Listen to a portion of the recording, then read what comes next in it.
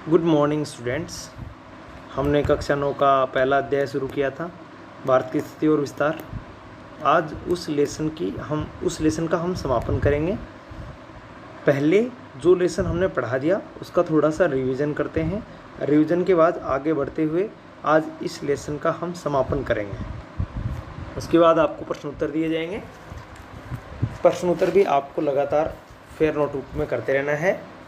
एक कोई दिन विशेष जो आपको बता दिया जाएगा, उस दिन आपको अपनी कॉपी की फ़ोटो खींच करके व्हाट्सएप ग्रुप में डाल देनी है।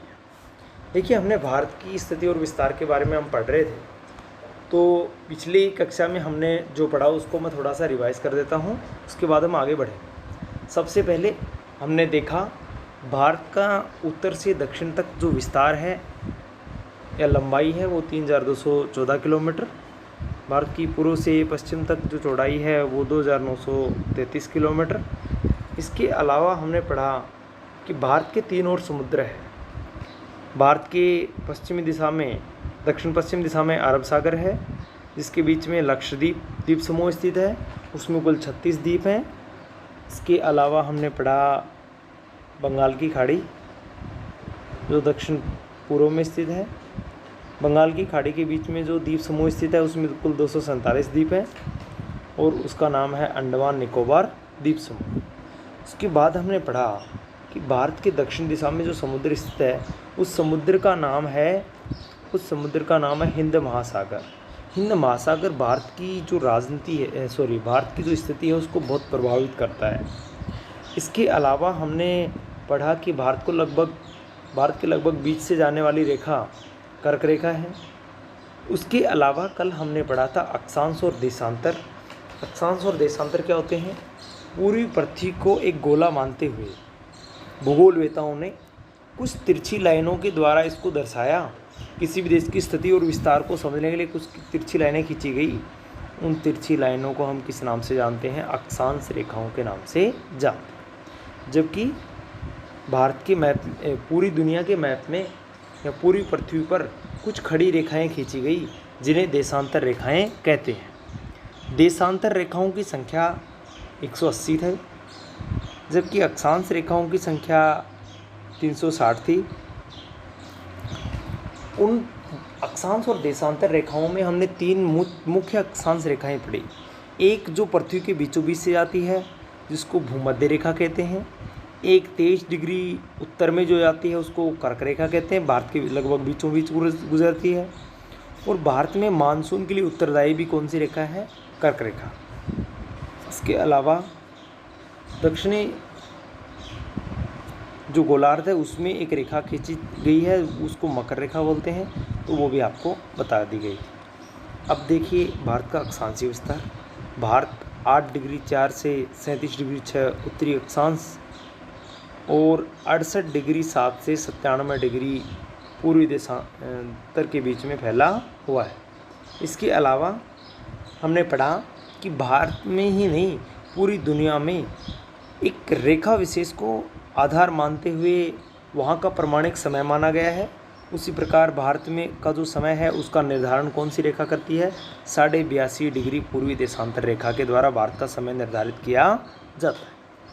इसके अलावा हमने पढ़ा कि भारत का कुल क्षेत्रफल 32,87,263 वर्ग किलोमीटर है और भारत की जो स्थलीय सीमा है उसकी लंबाई 15,200 वर्ग किलोमीटर है और भारत की जो समुद्री सीमा है उस समुद्री सीमा की लंबाई 7,516.6 है, जिसको 7,517 मैंने आपको लिखवाया था, वो याद रखना है। 7,517 किलोमीटर है।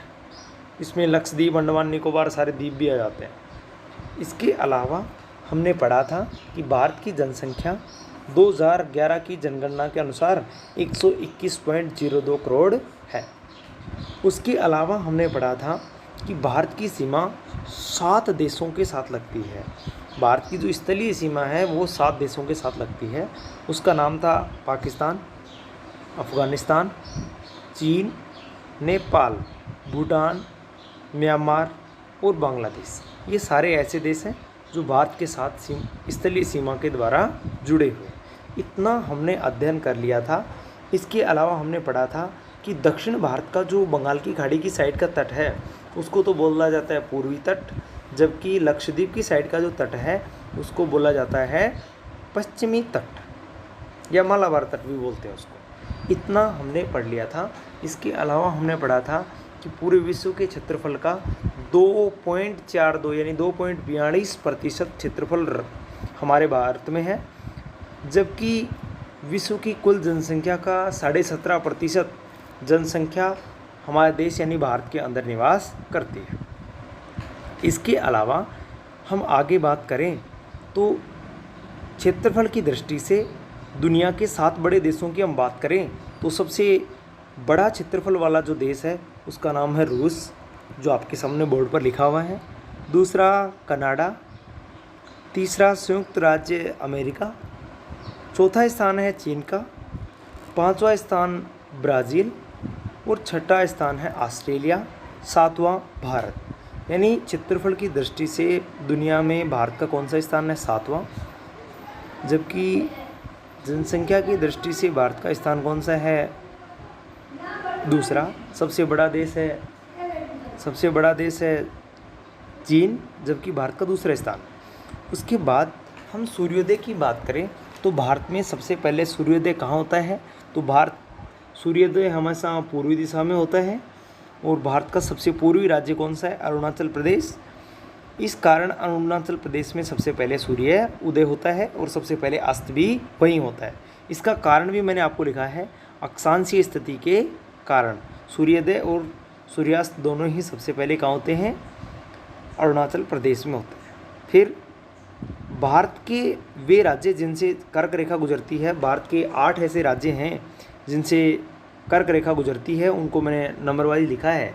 पश्चिमी दिशा से हम चलें तो गुजरात से गुजरती है, राजस्थान के बांसवाड़ा डूंगरपुर से गुजरती है, मध्य प्रदेश, छत्तीसगढ़, झारखंड, पश्चिम बंगाल, त्रिपुरा और मिजोरम, इन सभी देशों से गुजरती है। इन देशों को याद करने के लिए मैंने आपको एक छोटी सी ट्रिक भी बताई है। मित्र पर गमछा झार। मित्र मी यानी मिजोरम, त्र यानी त्रिपुरा, प यानी पश्चिम बंगाल, र यानी राजस्थान, ग यानी गुजरात, म यानी मध्य प्रदेश, छा यानी छत्तीसगढ़ और झार यानी झारखंड। इन सब देशों से भारत के बीचों बीच से कौन सी रेखा गुजरती है? कर्क रेखा गुजरती है। हमें पता होना चाहिए कि 21 जून जो उत्तरी गोलार्ध में सबसे बड़ा दिन होता है, इस दिन सूर्य कर्क रेखा पर एकदम सीधा चमकता है। इस प्रकार हमारे लेसन की आज समापन होता है। इसके प्रश्न उत्तर आपको भेजे जा रहे हैं जो आपको फेयर कॉपी में नोट कर लेने हैं। भारत की अक्षांश स्थिति और विस्तार इसी के साथ खत्म होता है। धन्यवाद।